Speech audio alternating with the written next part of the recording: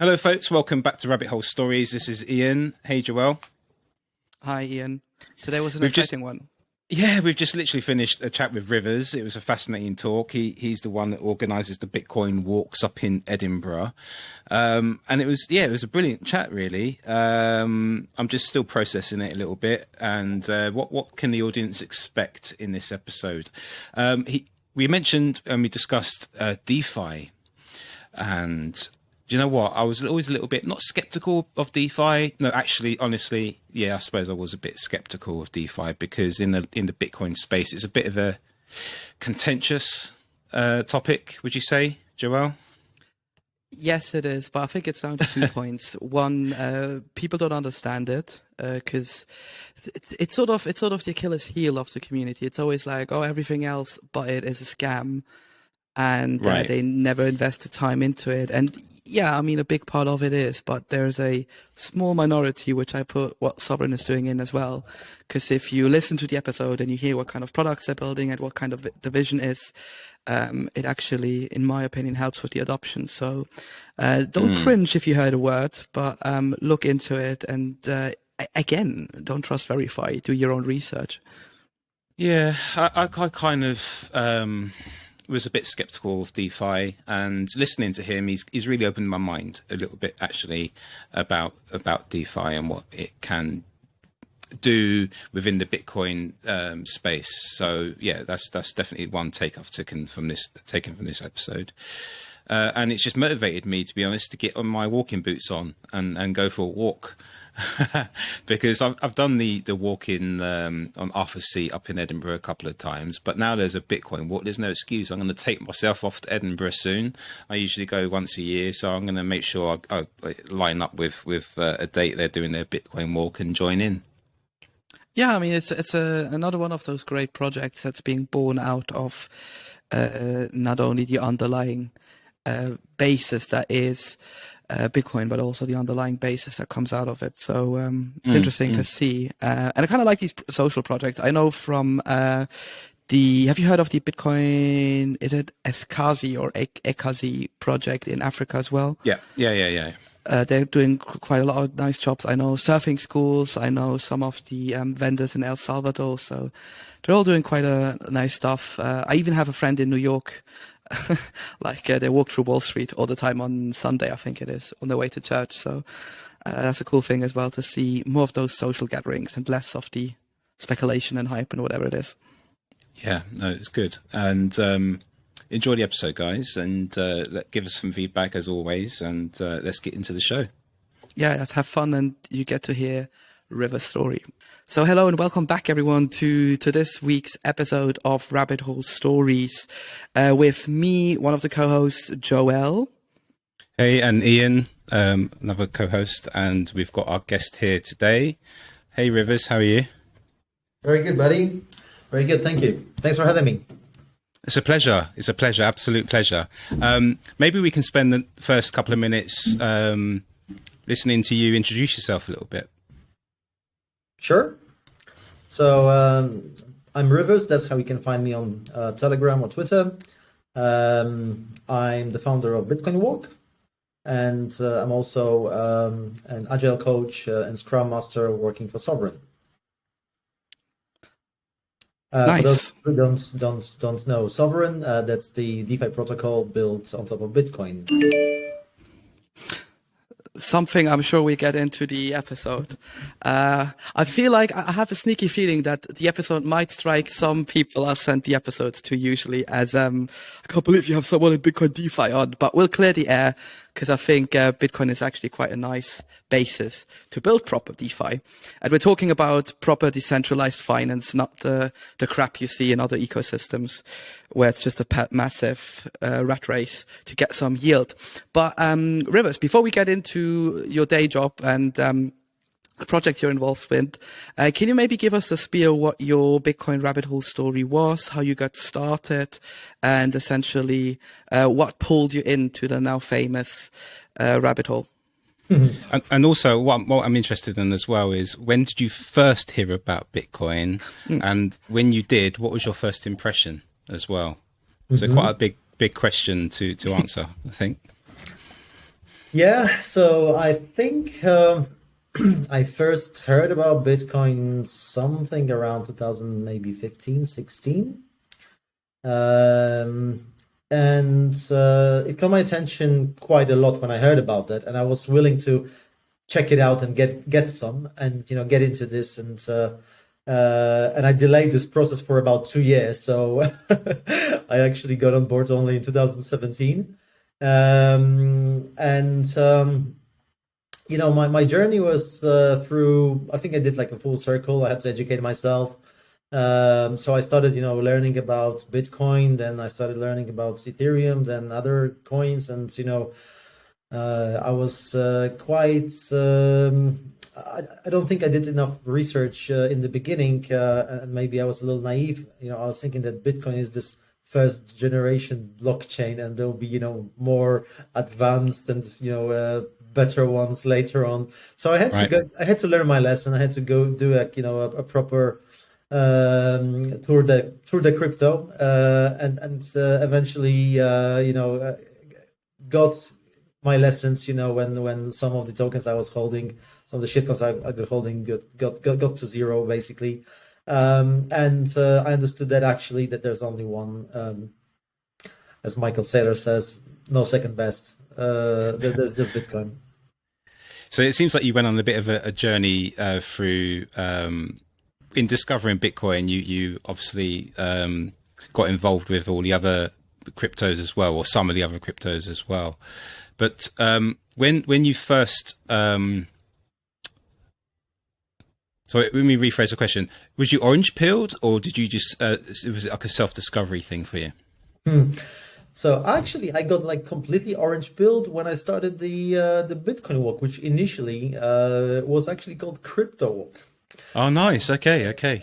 We did like 2 or 3 editions of that, like because it's a weekly event, Mm. and I met some guys and we started talking, and at this point it was around probably around March, April last year, so quite late.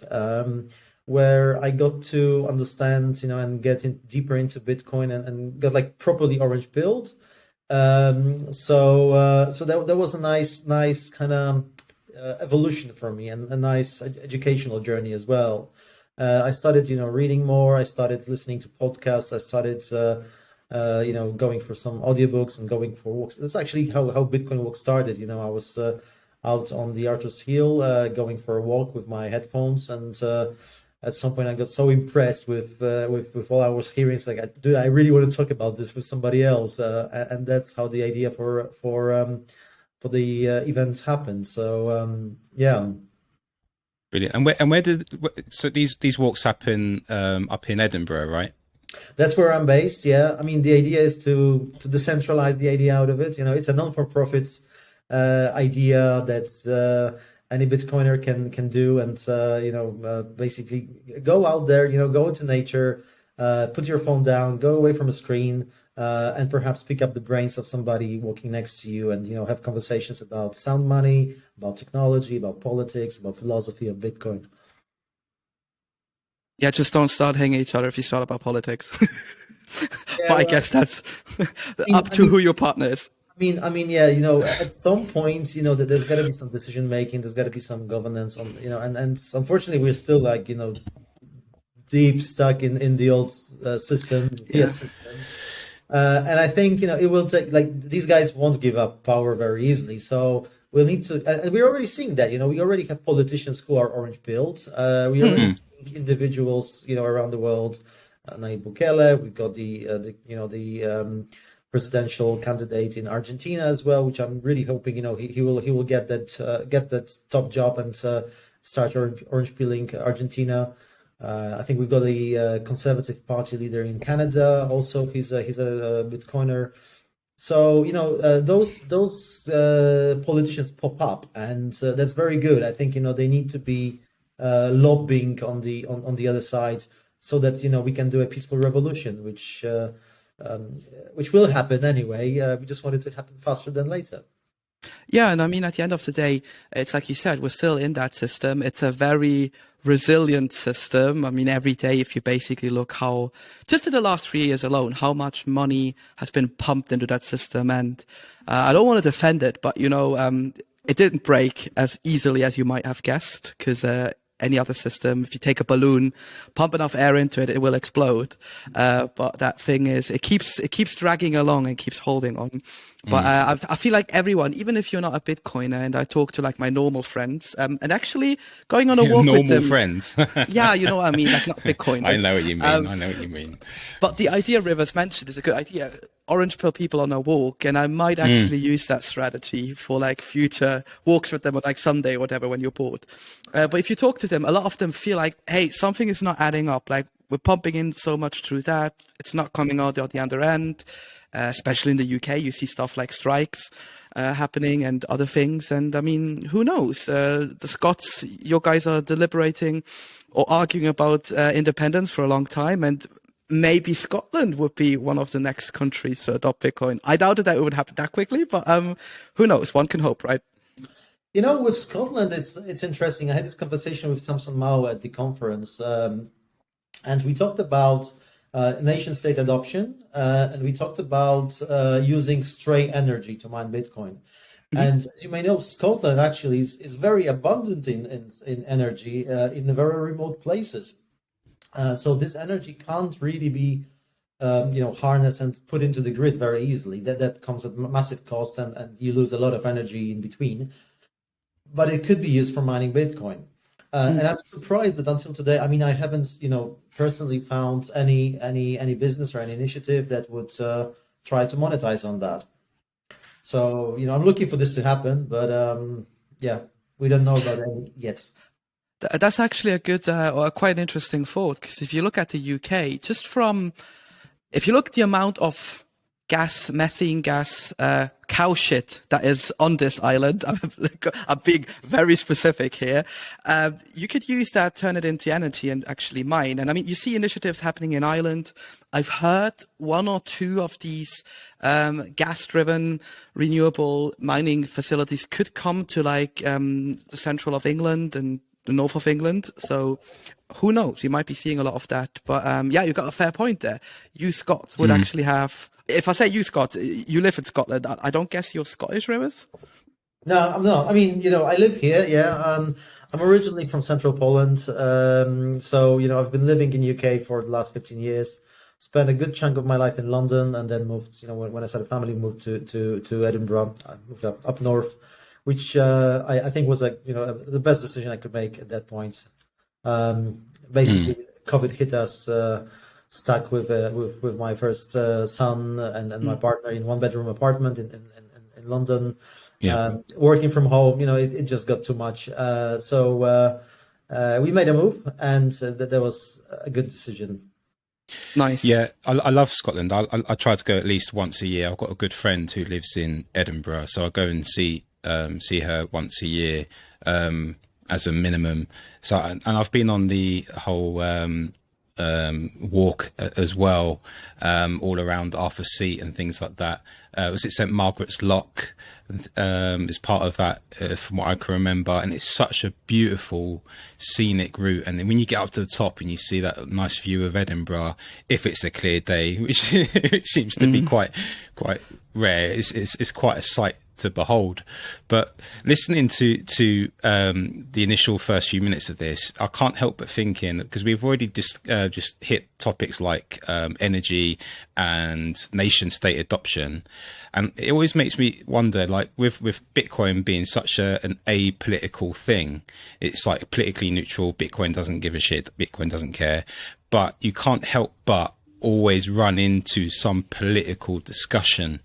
It's inevitable, because when you're thinking about Bitcoin and what Bitcoin is, you then start to think about what the future could bring under a Bitcoin standard. And you can't help but think about things in your mindset, the way you see the world. And I always find that interesting. I'm wondering whether the people you walk with, whether you've come across a common fear that people keep coming up with, or a common topic that keeps being brought up during your walks. I'll turn the tables a little bit, and I tell you what's what fascinates me about BitcoinWalk Mm. is the fact that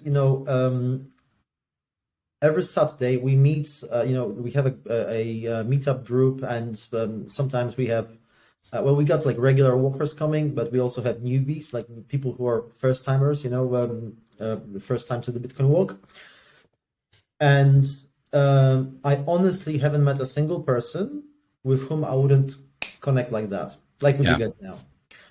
The level of understanding is just mind blowing, and I've been in different meetups, different kind of ways of networking, and all that.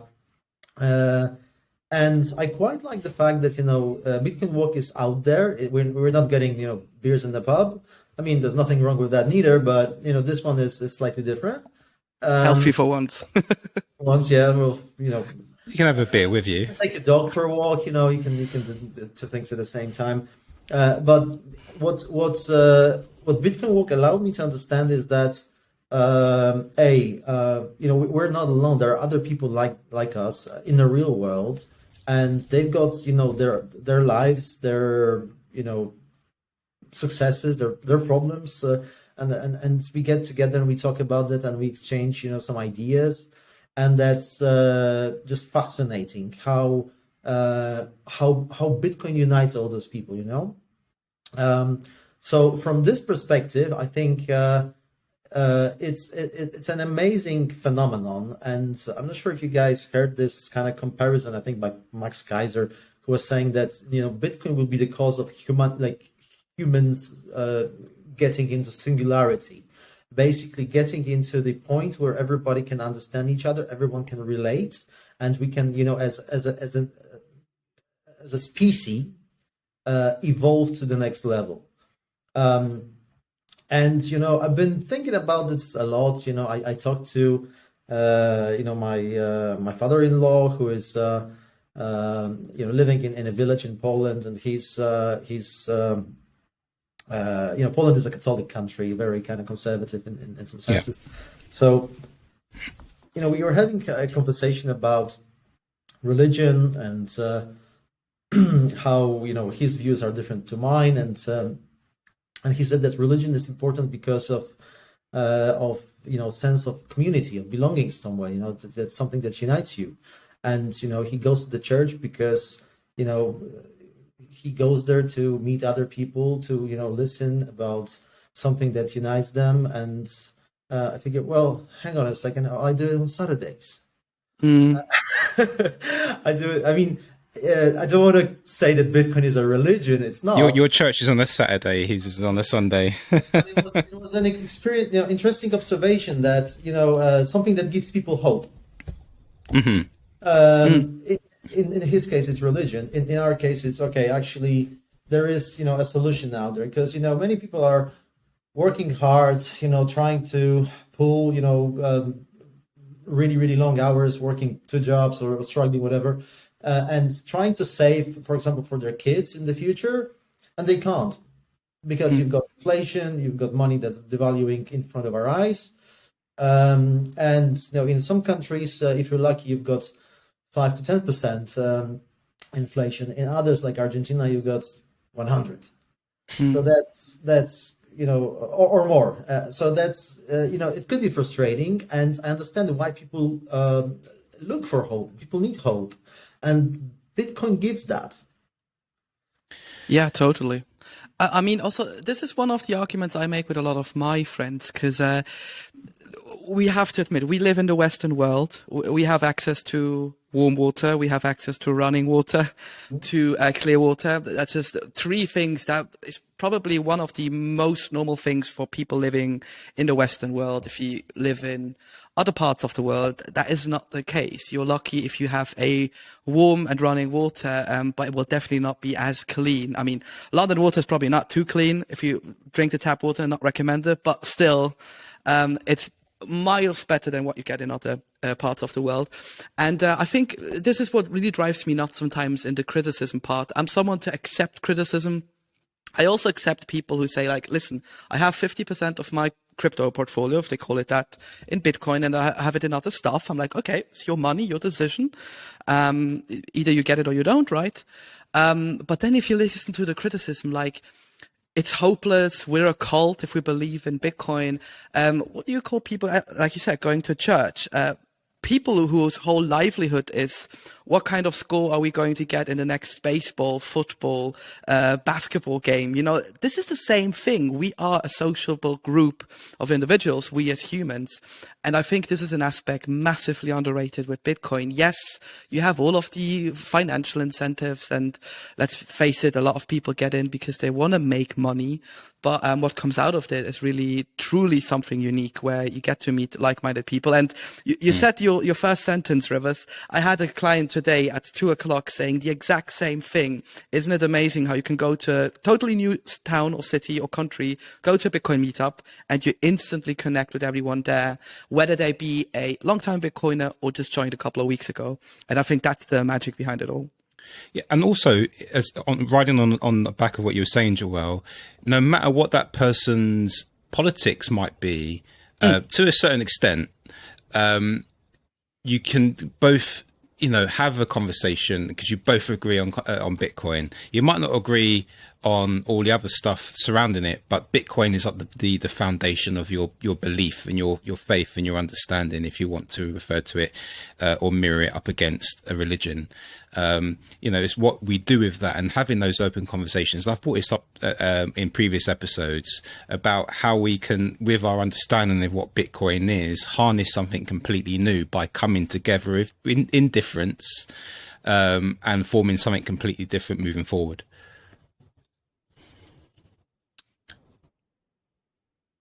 Would that be something that you would agree with or disagree with us? Totally. I think Bitcoin is, well, bipartisan is not even accurate because it's like poly partisan. Yeah. You can meet with people who are right-wing extreme or who are super woke, and if they understand Bitcoin, they will have something in common. There won't be any arguing in there, So in this sense, absolutely, I think it's the first thing that's not anyhow dividing us as a race, but opposite, it's uniting us. You might say that right now you've got Bitcoiners and the normies, or crypto people and stuff. But I think eventually all it takes is education, and people will do the full circle, and they will get to the understanding why Bitcoin, not only in terms of speculation and numbers go up technology, but also in terms of freedom, in terms of freedom of speech, in terms of privacy. That's what's going to be important. I think where we're heading to over the next couple of years. So introduction of CBDCs is going to be equally important for Bitcoin, like the fall of FTX. Yeah, we're going to see abuse. We're going to see how authorities and governments use Bitcoin. Well, use CBDCs to do things that people may not agree with, and this will only make Bitcoin stronger. Yeah, totally. And I mean, even in the CBDCs thing, in my rabbit hole story, we covered this briefly when Ian interviewed me, and I see them to a danger to us, not because suddenly money is digital. Like, let's face it, if I have a bank account with like Barclays, whatever, that money is digital. Like, I don't have it cash in a deposit box or in my Trezor at home or whatever. But the dangers are it will be one authority issuing it and controlling it. And I think this is what a lot of normal people, and I hope possibly also listeners who have not gotten the possible dangers behind it, it can be one party ruling them all, sort of like Big Brother, like if you want to go down the 1984 route. And that is a real issue because every society in past history who tried something similar, it's not the first time that one controlling party tried to issue money, has failed. And why did it fail? Because money is in its nature apolitical, which I think Bitcoin embraces perfectly. Absolutely. Yeah, and with that, with Bitcoin, people can be absolutely 100% reassured the fact that Bitcoin is unbiased. It doesn't have a political bent. It doesn't have a CEO who's got a certain agenda. So that's why I think we can come together under difference, is because everyone can be reassured by the fact that basically, despite what you think and what you say, Bitcoin's is always going to be there, ticking along, tick tock next block anyway. Yeah, absolutely. That's a fantastic thing, and I think what Satoshi and the rest of the gang did with putting this technology together is a very thought through and very humble, very kind of humanitarian commitment to keep mining Bitcoin until 2140, when we'll all be gone and this network will still be ticking. And producing new Bitcoins. So in this sense, I think it's over time, and by my scale is actually 10 years for adoption of Bitcoin. And it's not going to be 100% of global adoption. I think countries will try to maintain some kind of fiat domination, but we will see a lot of education happening over the next years, and I'm really glad to be part of it. Really glad to be contributing to this and building software that will be used just exactly for this purposes. So to get back to your main job, Rivers, you said you're a Scrum Master, Agile coach. Can you maybe, for the listeners who don't know what that is, quickly explain what it is that you do at Sovryn throughout the day? Yeah, of course. So as a Scrum Master, my job is to work with, on one side, the business, the product owners, who give us the direction and the sort of business roadmap of what we want to achieve. And then the technical team, the developers, who are the doers. So we got the thinkers and the doers, and I'm the guy in between to make sure that everybody's happy. So don't think of that as a project manager, because it's not really a project manager. Think of that as a servant leader, someone who is kind of setting the rules, setting the stage, and imposing the framework where, in a scalable way, we can build software that is of good quality and delivered on time.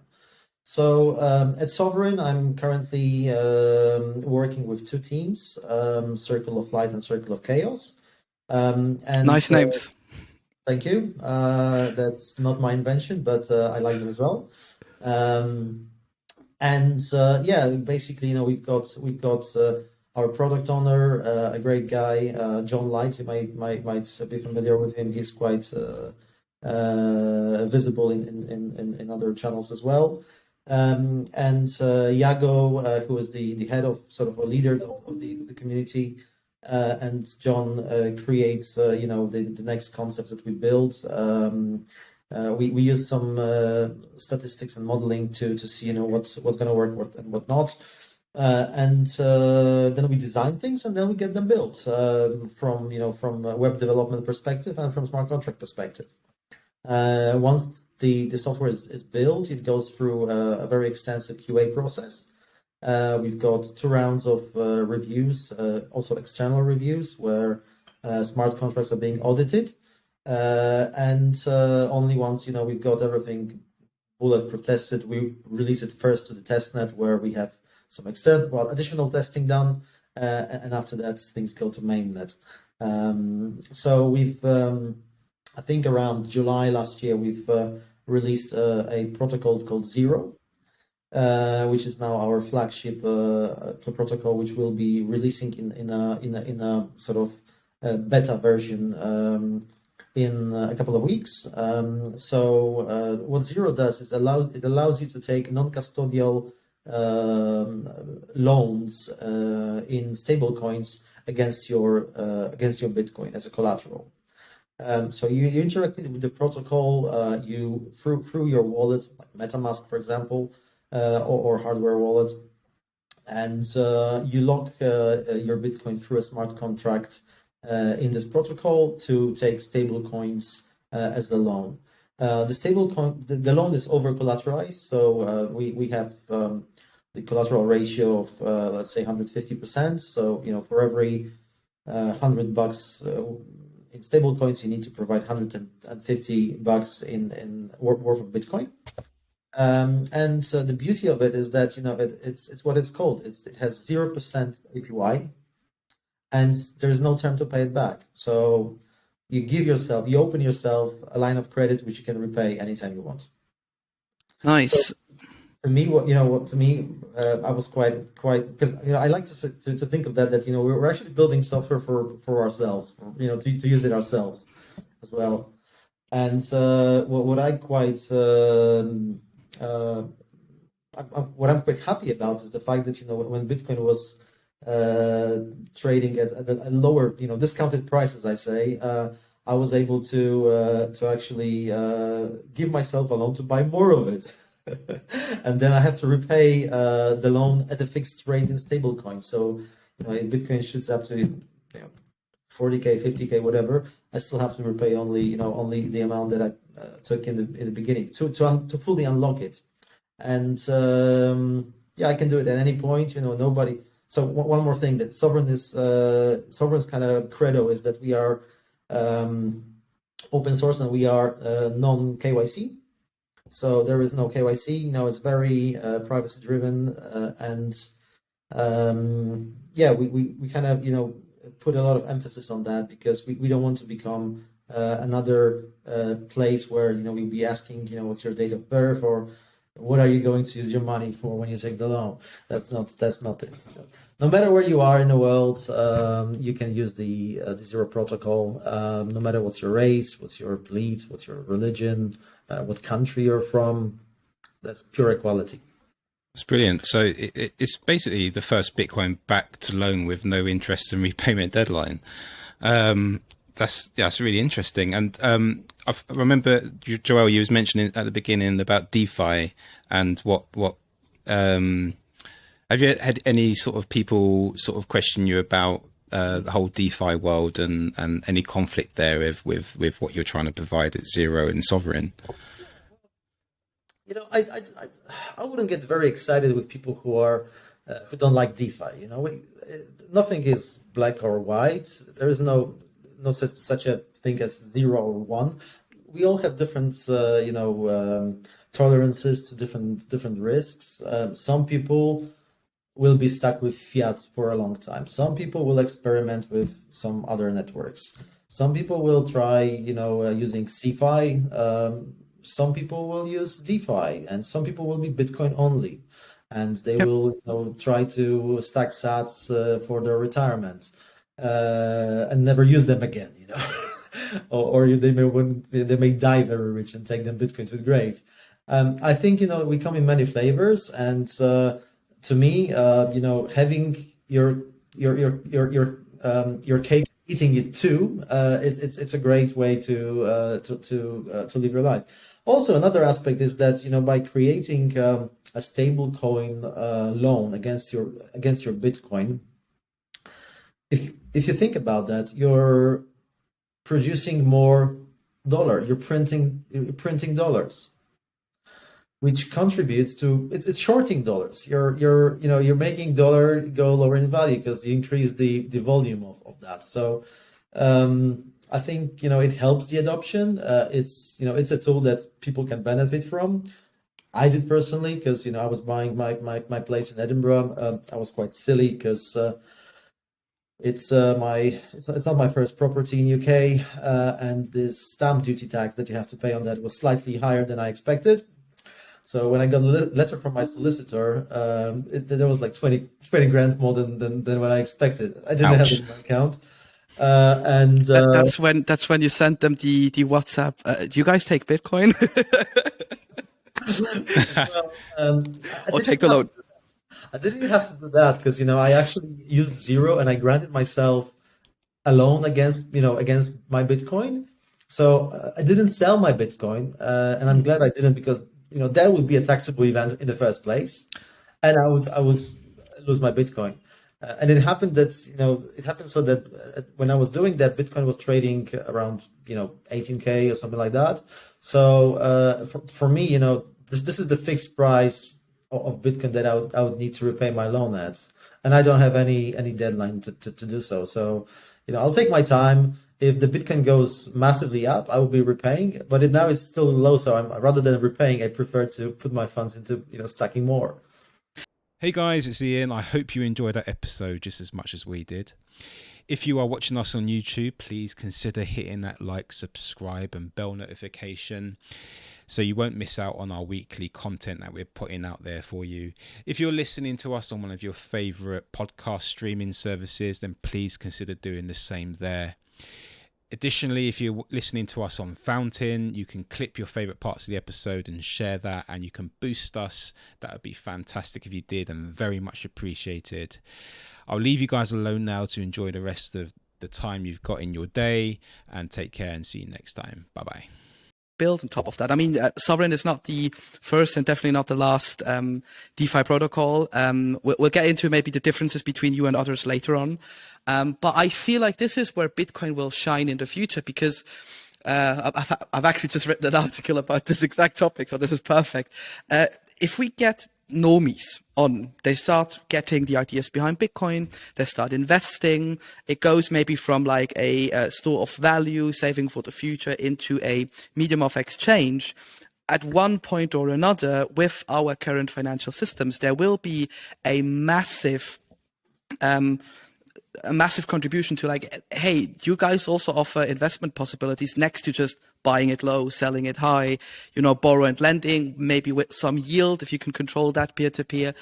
Is there going to be any other thing? And sooner or rather than later, the DeFi options will be in place. That obviously doesn't mean that we're going to change the consensus model, that we suddenly going to open everything up into like mixing different chains and such. But I feel like if you look at Bitcoin as the base layer, and you build layers on top of that, Lightning Network is one of the options. You can also build side chains. Why not build a DeFi layer where if shit hits the fan, if it collapses, you always get back to like the fundamental, safe and sound base layer. And then you might need to invest more time and build the other layer again. But this is sort of the thing I took away from Theo's episode last time, Ian, that we can build layers on top of that. And we don't have to worry about like the foundation, because that's Bitcoin's like the fail-safe, yeah. Yeah, do you guys know the meme of the MMT? Like you see all of these complex stones, and then there's like one little stone in the bottom right, where it's like, this is the foundation of MMT, the modern monetary theory. And if you like clock it over, everything collapses. That's the opposite with Bitcoin. Like we have the massive layer that you can build on top of that. And I'm really excited what you guys put out if the Zero things becomes publicly available. Is there any timeline on that, Rivers? Yes, we've got a launch date. Well, we were launching the testnet on the 9th of February. That's going to be along with the rebrand and the launch of the new website, main website for Sovryn. So yeah, it's going to be a big improvement in my opinion. A very modern website, which we're very proud of. And with that, we will launch the Zero DApp 2.0, which will have a much improved interface with all the lessons we learned from the alpha version, from the early version. We will have that available to wider public as well. First on testnet for a period of time, and then it will be opened to public on the mainnet. What's your vision? Sorry, go on, Rivers. No, please continue. Just one thing to add, the way we work in Sovryn is actually that the new dApp has been built on top of Zero SDK. So we built an SDK which allows basically a white label integration by third parties. And we will be focusing, over the next months to come, we'll be focusing on partnerships and getting Zero as a product for any institution that might want to use that. So obviously with Zero we're starting off with Sovryn at 0% interest, but the SDK and the protocol allows to have non-custodial borrowings of stable coins against your Bitcoin with third parties. So any institution or any bank or whatever who might want to decide that they want to integrate such a solution that is still non-custodial, they might be able to do so. What would you say to the Bitcoin maximalists that are probably screaming at the they're throwing their phones now. episode? Yeah, they're probably cancelling us on all the platforms and stuff. What would you say to them about all this? Take a deep breath, have a glass of water. Do what you think is right. Do your research. If your religion is to stack sats and do nothing else, I respect that.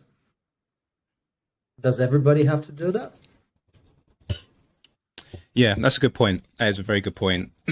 Because what you do tend to get is maximalists saying there's one way and only one way. But there isn't. Bitcoin is the foundation of everything else, including the ideologies of maximalists, including everything else, including what you've just brought to the table, Rivers, and what Joel brings to the table, and everyone else. Yeah, and I mean, isn't Bitcoin? We always hear like Bitcoin needs better critics and Bitcoin is money for your enemies. If the enemy of your enemy is your friend, if you want to go by that saying, or on the other hand, if you believe that only one way is true, then in my opinion, you're not holding up to like the ideas behind Bitcoin, because it is permissionless, open, and you can build on top of it.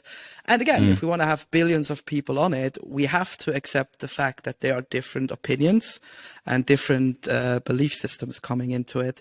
And just as a reminder, that doesn't mean that we hate on you maxis or on toxic maxis. We love you. We love you. We like your laser eyes. We like the discussions we have with you on Twitter. It's just like maybe you guys should start embracing other opinions as well. Then they wouldn't be maximalists, though, would they? If they did, that's the whole point of them being out there. That they're providing a narrative for Bitcoin just as much as everyone else in Bitcoin is. Do you believe that? Because I think you can be a maximalist in something and still allow room for other opinions.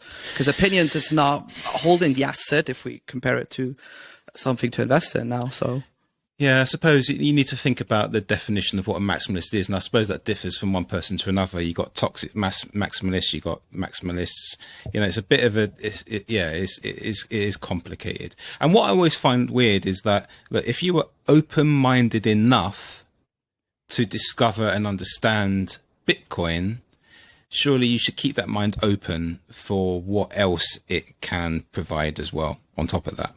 Right. Yeah, that's my only take. I was on another call with some Bitcoin Maxi podcast as well, and I like basically the moment you mentioned the word DeFi, it's like, oh my god, who do they bring in? I kind of smile at that because I think Bitcoin, well, DeFi will have a comeback, and as you say, at some point, I imagine, taking a loan on with Bitcoin again, as a collateral, it's DeFi. There is no yield, there is no, nothing like this involved, but it's still decentralized finance. And exactly. I do hope that, there will be a moment where I will be able to purchase a property with a mortgage that I can take against my Bitcoin. Because, that's what I'm getting to. I don't want to, die a rich man or do all this just to pass it over to my kids. I want to use that Bitcoin, and ideally I want to use it in a smart way, so not just spend it but use it. So the inheritance reading of your kids will be you get no Bitcoins. Well, there's going to be a proof of work included in that. That's great. They'll need to prove themselves. I actually have a friend of mine. He was like, he doesn't have kids. They're in their 50s, so much older again. And his wife very involved in the Bitcoin community. They're like, you know what? We'll give it to our attorney or whoever is in charge when we die, telling him like, hey, if by then we haven't spent it all, just like send it to either a Bitcoin charity or send it to Satoshi's address on chain, if it's still possible. Then, but I believe so. So yeah, that's quite interesting if you start getting into these things and the rabbit hole, like what do you do if you die or inheritance and all of these things. Well, the good thing is, that the solutions for those scenarios start emerging, with different technologies, multi-sigs and stuff like that. I know there's a protocol. I forgot the name, but there is a protocol that if you don't make any transaction for, I think, a period of a year or 6 months or your defined periods, it would trigger off and automatically move the funds to another wallet, which I think it's a great thing in case of inheritance solutions. And yeah, we'll only see more of that. So I'm super excited because there's going to be a lot of software built, and that's what I love doing. So wherever I can, I'll be happy to jump on the board and use my skills to help with that. So, Rivers, would you say if someone now comes up to, because I'm sure someone will bring that comparison, okay, Bitcoin DeFi, I read it all the time, if like the halvings and all of these things come together, this stuff will go up again in popularity. If you compare Sovryn to stuff like Stacks, for example, what would you say would be the main differences, without judging what Stacks is doing or any other competitor for that matter? Well, the main crucial difference is that we're not forcing people to use any other tokens, any tokens different than Bitcoin. Stacks does. That's a main difference. And I'll stop here. I mean, that's the main differentiator, I think, and I don't think we need to look for more. If you start going down this rabbit hole, you'll see that there's more and more speculative steps involved with projects like Stacks. What we like to do is okay, Sovryn also has its own token, but you don't need to hold it if you don't want to use the platform. You pay the transaction fees in Bitcoin, which is the rootstock version of Bitcoin, RBDC, and these are super cheap as well. So we don't see a point why we would need to take control and move it to something different. That's what it is, for now. And I don't like in this sense. I think it differentiates Sovryn from Stacks and other platforms. Yeah, that's nice to see. And I think again, that's exactly according to the Bitcoin ethos. If you want to use something else, you can. You don't have to feel forced to it. And like you said before, if you just want to buy and hold for life and keep stacking and never sell, you can do as well. And that's the idea, in my opinion, at least, behind Bitcoin. Yeah, as mentioned, Sovryn does have its token. We currently use it mainly for a governance system called Bitocracy, where we get to vote on sovereign improvement proposals or submit sovereign improvement proposals. If someone wants to, if someone believes in this idea that we're building on top of free access to non-KYC Bitcoin and ability to trade it and to take loans that don't require your passport's mother's second name and whatnot, then Sovryn is something you might want to try.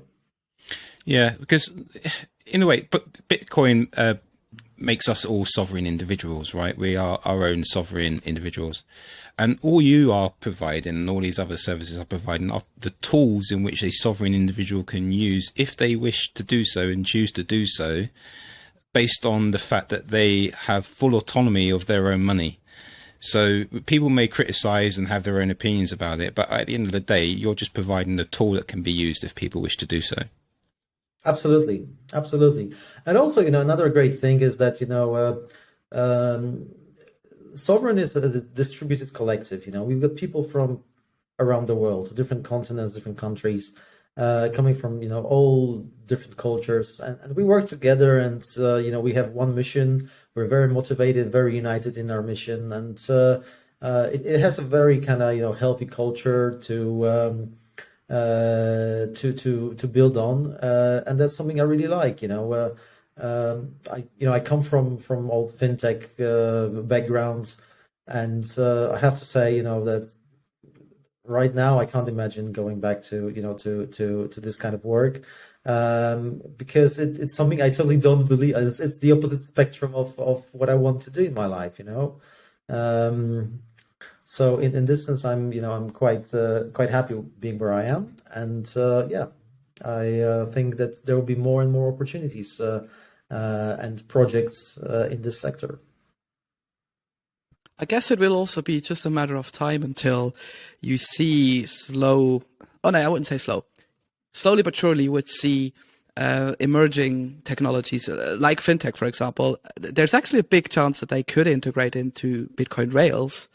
And I think you mentioned 10 years before. I see a similar timeline, maybe 10 to 15 years in the future as well. We suddenly see like old fintech solutions from like 2010 saying it doesn't make sense to build on top of these old layers anymore, or these old, it's not really layers. It's a spider web of different technologies at the background. Why don't we just take one asset? The legacy system. Yeah. Why don't we take one asset like Bitcoin, and which allows us to build in any language we want, in every library we want, depending a bit what you want to do, and we integrate into that. So I feel like these could be the avenues we soon should be seeing. I know of a couple of them personally because I'm involved in a lot of these projects, but I think it's not a if or scenario anymore. It will just be it's a matter of time scenario until you're here. Absolutely. Well, most of the banks, at least in the UK, the big banks, they've started their sort of cryptography departments good 5, 6, 7 years ago. The likes of Barclays, HSBC, these guys are already, they're not fully ignoring it. They're not pretending it's not happening. I know Visa and MasterCard are doing the same. I think that effectively what Visa and MasterCard will need to do to survive is to somehow pivot to become wallets. Yeah. Because it just makes no sense to pay hefty fees on transactions when you pay with those cards, and the merchant needs to give away 3, 4, 5%. If you've got Bitcoin network, which on the Lightning network, it's a fraction of 1%. So yeah. And I mean, the crazy thing is, again, if I talk to my normie friends and they're like, yeah, why do I need Lightning, for example, if we go to that topic, if I could use Visa, because like Visa takes my money and sends it over that network as well. And I was like, no, it doesn't. It absolutely doesn't. It's just a payment rail. It doesn't settle or it doesn't clear. You need clearing and settlement houses or banks at that intermediary to do that transaction. That's why it takes a couple of days on like a credit card to finalize, because it's not instant.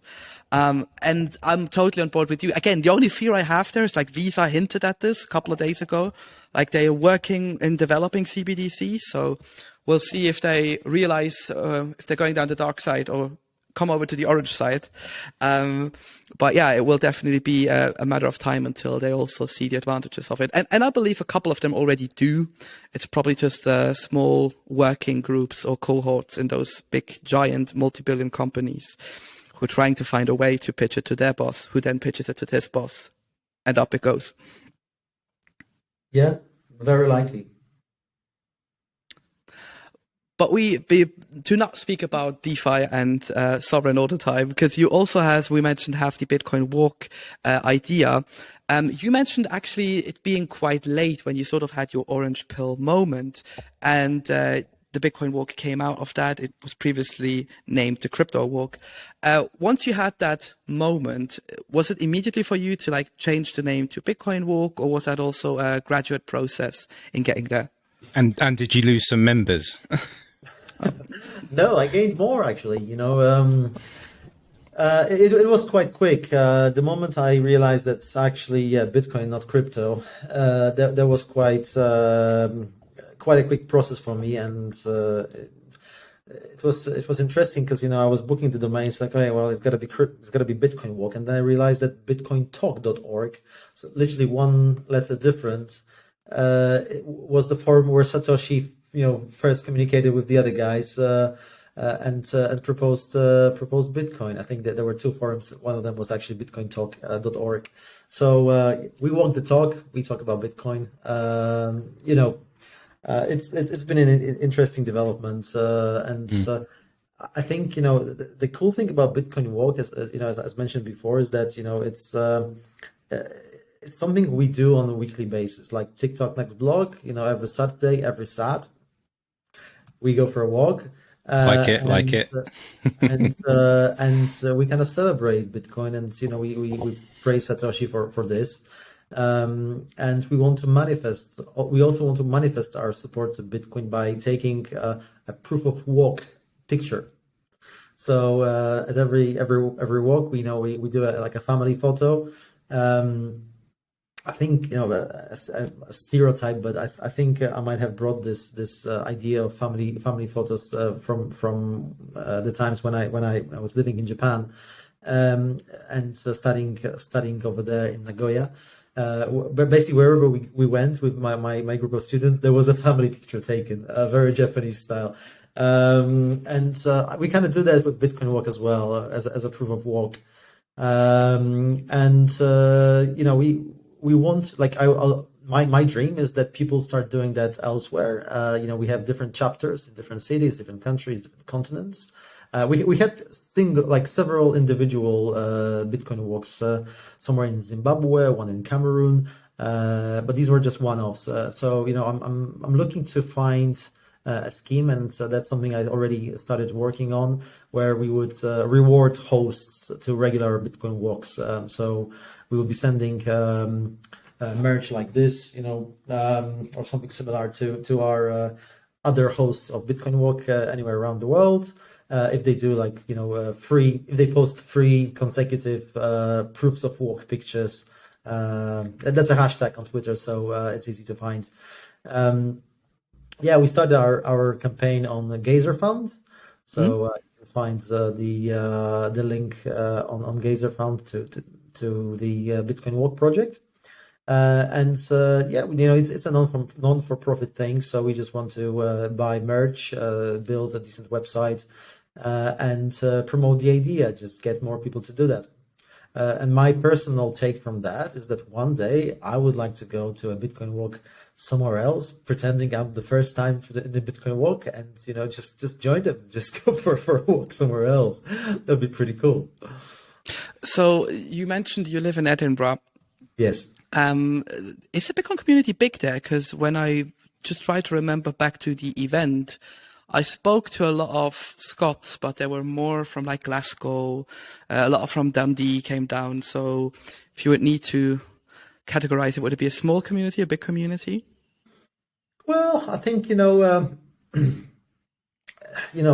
it's hard to put a pin on that, because compared to the previous city I lived in, London, Edinburgh is roughly 20 times smaller. So obviously you've got less people in the business, but also Edinburgh, historically and until today is like a financial hub of the north of Scotland. So you got a lot of people working in fintech industry here. And a lot of those people are interested in blockchain and in Bitcoin. So I would say that the community is quite vibrant. We in Bitcoin Walks, and I think that's the most important thing. Bitcoin Walk is not for blockchain developers or people who are super tech savvy. It's actually for anyone who is interested in Bitcoin. I meet all sorts of people in Bitcoin Walk, people who are new to the idea of Bitcoin, people who are veterans, and I had a guy who was holding Bitcoin since 2013. I didn't want to ask him about details I was scared to know, but I think one of my favorites Bitcoin walkers was a guy named Wabi, and he was originally from Afghanistan, and he was 3 weeks in UK with his political asylum as a refugee. Still waiting for his papers to do any work, so he had plenty of time to start doing anything. And his motive, he was he was a guy probably a boomer generation, not very, you could tell, not very IT literate, but he was motivated because he wanted to find a solution to send money back home to Afghanistan. And if you live in UK, try doing that with Barclays. Right. Yeah. No fucking chance. So it's a great case, and I think that there are plenty of people like that. To do that, and do it cost effectively and without any hiccups. And I think we'll only be seeing more and more of cases like that. Yeah, and I mean that's where Bitcoin shines, doesn't it? And I bet even if there were some issues, like if his family down there lost access to their wallet or whatever, or doesn't know how to install, I bet you would have someone in Afghanistan, a Bitcoiner, if he hears from this, he would walk there, drive there, whatever it takes to help them accept it. So that's the beauty of it all, I think, behind these things.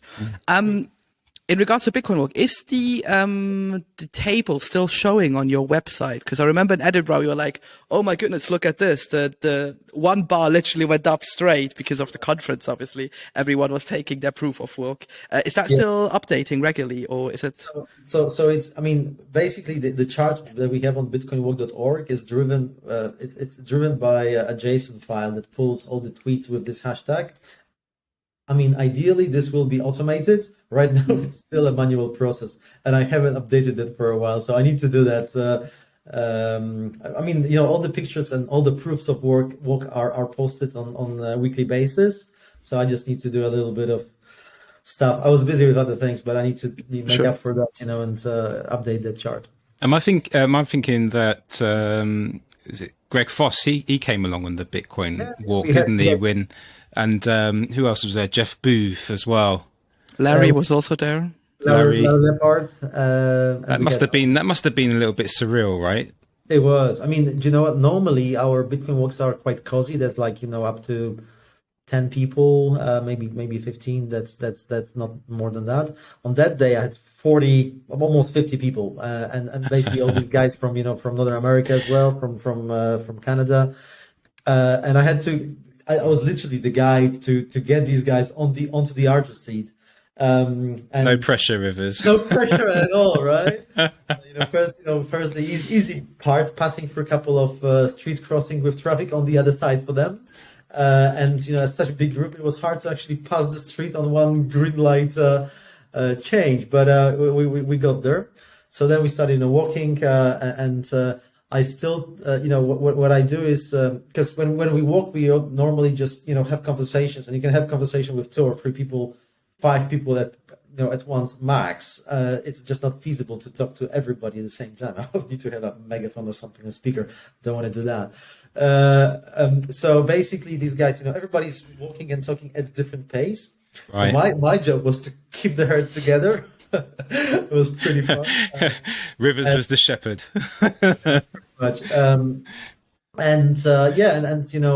was trying to make sure that everybody kind of changes the way they interact with other people as well, so they can talk to more people. Normally, by the end of the walk, we come on the other side of the archer's seat. On a clear day, like when it's dry, we normally go up the hill, up to the cliffs. Just to see the nice panorama, nice view of Edinburgh. On that day, it was a bit slippery, but I said, okay, would everybody like to do that? And again, it's quite easy. I think actually Greg had a bit of a tumble there. But yeah, everybody went up. Everybody was happy. Some people came up a little muddy down the walk, but it was worth it. And. We had a great proof of work picture. Then we used a drone shot to take the picture. It was quite surreal. Was there one particular Bitcoiner that you was happy to see on the walk, and did you get an opportunity to speak with them? On this particular walk after the conference? Yeah. Was there any particular influential Bitcoiner there that you particularly gravitate towards? And well, I'm a big fan of Greg's, and I do like to listen to him, and talking to him was actually a great experience as well. We talked about some of the work he's doing with Ibex, with other companies as well.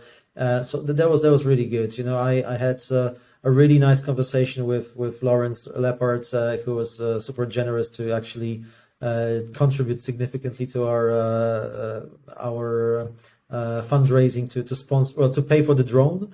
Basically, I paid for it off my pocket, and then somebody said, Joe Nakamoto, actually, I should mention Joe as well, a really nice chap, and feels like, we've known each other for ages, even though, we just met the day before.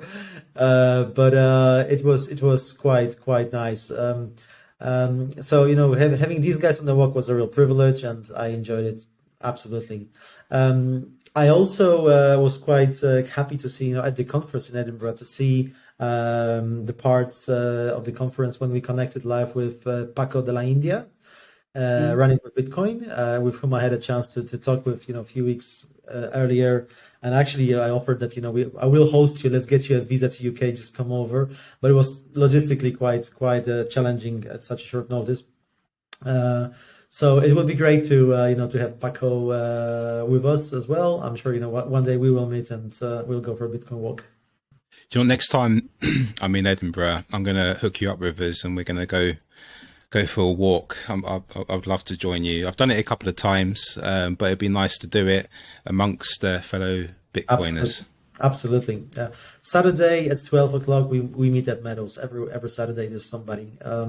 It's interesting because the last 6 weeks, like extended holiday, Christmas holiday period, I was actually away, and I was super happy to see that the walk is happening. So I don't even have to be here, and there's always people gathering and going for the walk. So that's I consider that a success.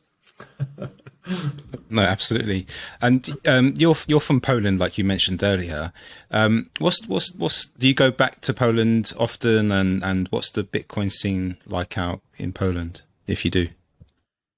So when I go back to Poland, I normally stick with family. I don't get a chance to to explore too much or go to meetups. It's usually short visits. Right. So but the community, I think, from what I'm following on on the internet, is pretty vibrant. There are local meetups, there are local initiatives happening. Obviously, the bigger cities tend to attract more people. I think the approach in Poland might be still more speculative than ideological. And I can understand why. People in Poland are quite hungry for success and hungry to increase their wealth. And they try different things, and Bitcoin is one of them. I think you'll find the balance between Bitcoiners and shitcoiners slightly different than, for example, in UK. It's just my thesis, but it might be the case. I got the feeling. Yeah, there are clever people everywhere, and I'm working with a couple of one guy from Poland who at Sovryn. There's another Polish dude, and I keep on talking to some other guys as well that ask the right questions and are into the orange pill. Nice. So you get to practice your Polish still, because no, I guess your wife is Polish as well. You said previously. Yes, yeah. So we speak Polish. I guess the problem for me is that if I was to have this conversation about Bitcoin and any other things in Polish, same dude. Which would be super hard. Like, all the material that I consume is actually in English, and switching that and translating that in real life to Polish that sounds reasonably, understandable, it would be not an easy thing to do. I have the same issue because I do write for a lot of clients. I mean, English mainly, but I do have some in German as well. And like just today, I had to write something, and in the article it says, "I don't want to be a futster." And I wrote it out. I was like, fuck, I'm gonna translate it now into German. Like, what's futster in German? Like I'm not a hateful person against Bitcoin. And that's literally what I had to write. a very long word. Yeah, and I just wrote to my editor, I was like, fuck it, this is like, English is like, we have cool and all of these things in the German language as well, right? So like, let's slide it in. But, oh yeah, my God, if you're multilingual and you have to like do even these quick little switches with like friends and family, these are the worst. I always tell them like, hey, if we talk Bitcoin, I just use the English words and you got to get used to it. Yeah, totally. I wonder if that's a barrier then in some cases for adoption in places where it's more difficult to explain it. That's just the thought out loud, to be honest. Yeah, I'm not sure if you guys saw Ian, you must have seen the talk in Amsterdam. Yeah, I was there. Yeah, there was a guy from Central African Republic in the past. Yeah. I was sitting a few rows back from the stage. I was like, I'm fluent in French. Should I just run up there and like translate, mid-session? You know what? I mean, there was this guy who later came on, and I reached out to Bitcoin Magazine that they sent me his details, like Twitter. So I said, let's thank him, let's send him some stats. But it didn't kind of take off. I thought that it might go viral, but I don't think it did. A good effort, nevertheless. Yeah. But I mean, exactly to what you're saying, it's much easier to to have those conversations in English than only because the majority of people talk about it in English. They might not be English themselves, but like the community communicates in English. And in case of that guy, him speaking in French was a challenge. Yeah, I'm not surprised that you actually see a big adoption in like Central and South America, not only because of the whole, they're used to like high inflation and money devaluing and such, but if you actually look at the Spanish language in these areas of the world, I know you speak Spanish differently in different areas, they have a lot of like English influence as well. So like living room, for example, all of my friends in Mexico say a living instead of whatever it is in Spanish. I'm not that fluent in Spanish. So yeah, it's quite unique if you actually look from a language pattern where you got the biggest and quickest adoption, and you see a lot of comparison into the English language. In the German area actually as well, funnily enough, because it's still like it's got the same basis, both languages. So a lot of people are used to it, but it's always funny hearing like Germans speaking that broken English, German slang, where you like go instead of hateful person who is against Bitcoin, you read Futster, but you get used to it. Who knows? We might evolve into having a Bitcoin language. Yeah, I think what you mentioned about the South America, that's super important because these guys are adopting Bitcoin out of necessity more than we do, and I think in their case, a lot of development is happening in Spanish as well. We've got a very strong community in Spanish community in Sovryn. Also Rootstock, the side chain that we build on, it's originating from Argentina. So the guys who started to work the project called Money on Chain as well. These are having roots in Argentina. So in this sense, I'm totally not surprised that these communities are strong, and they probably do a lot of content and a lot of education in Spanish as well. Yeah, if you just look into stuff like Honduras, we mentioned beforehand, or El Salvador, they're doing a big step in education. Mm-hmm. Rivers, is there anything we forgot to ask or you would like to add as a final touch to the conversation? Well, we touched quite a few things. I think what we need to what I would reiterate is if you're not sure where we're going, just don't change anything. The change will happen, and do your research, educate yourself, stay humble, success. That's a perfect ending.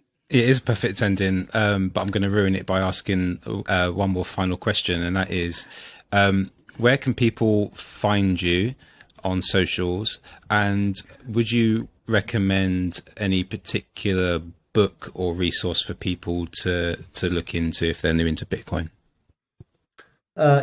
So easiest to find me would be Twitter or Nostra as well. Like if I'm Rivers, that's 0x Rivers on Twitter, and you can Also follow BitcoinWalk. That's also the account that I'm managing. So BitcoinWalk org on Twitter. That's me, and that's the easiest to get hold of me.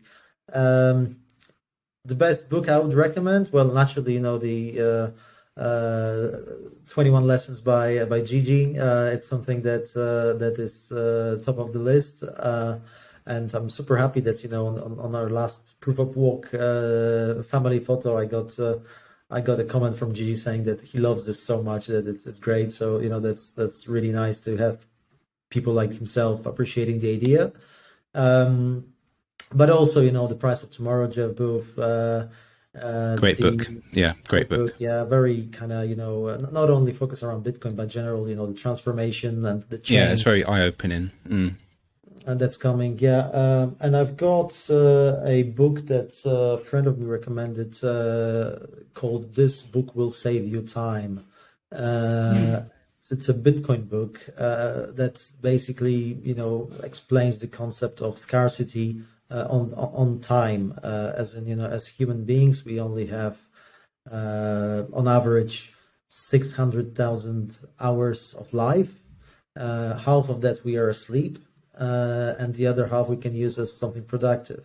And, the same rule can be applied to proof of work and to the scarcity of Bitcoin, where you need to put your energy into something. And in case of Bitcoin, you're putting your energy into something that's absolutely scarce.